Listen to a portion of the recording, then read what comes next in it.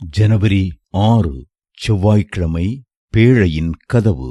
பேழையின் கதவை அதன் பக்கத்தில் வைத்து கீழ் அறைகளையும் 2ஆம் தட்டின் அறைகளையும் 3ஆம் தட்டின் அறைகளையும் பண்ண வேண்டும். ஆதியாகமம் 6:16. நோவாவின் பேழையிலே 3 தட்டுகள் இருந்தன.